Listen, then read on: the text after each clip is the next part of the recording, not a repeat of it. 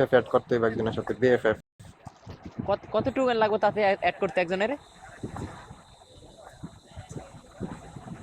300 hello, 300।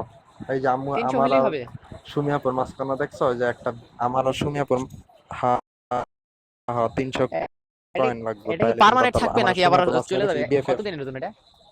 হ্যাঁ হ্যাঁ permanent permanent, এটা ও পার্মানেন্ট আচ্ছা, তাহলে পার্মানেন্ট টোকেন খরচ যতক্ষণ করবো না, পর্যন্ত, টোকেন মোটামুটি যতদিন যা পর্যন্ত আছে না মনে চলে। করো যে প্লেমেট কেউ আর ডিলিট তাহলে করতেছে। হ্যাঁ,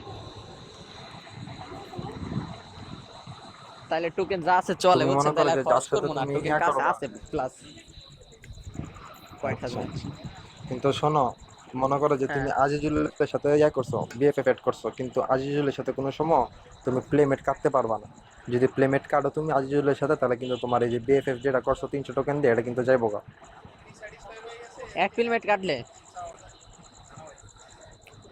হ্যাঁ হ্যাঁ হ্যাঁ, তুমি যার সাথে না, আমি আমি বিএফএফ করবা করবো তাও এক আসিফের প্লেমেট সাথে আর কাটতে কি, পারবা ওই না। ওই তারা তুমি আমার যদি কাটবো কাটো না, তাহলে বুঝেন নাই? বিএফএফ যাইবো গা।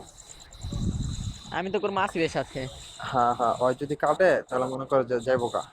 হ্যাঁ, কারণ না তুমি তাহলে কাটো অথবা আসিফ কাটে, যে কাটো প্লেমেট কিন্তু যাইবো গা, এই কারণে আগে কই আচ্ছা, রাখলাম। আমি যদি দুইটা আইডি খুলি, প্লাস আমার নিজের দুইটা আইডিতে আমি অ্যাড করতে পারবো না আমার নিজেরটা এক ফোনেই? দুইটা অ্যাড করতে পারবা, কিন্তু অন কথা হয়েছে যে তুমি যে বিএফএফটা মানুষ মূলত অ্যাড করে কেন? অ্যাড করেছে যে যাতে একটু মনে করে যে র্যাঙ্কিংটা বাড়ে। কারণ তুমি হ্যাঁ, যদি একসাথে দুইটা দুইটা আইডি যদি একসাথে যদি তুমি পাশাপাশি রাখতে পারো, তাহলে যা তোমার বিএফএফটা কানেক্ট হইব।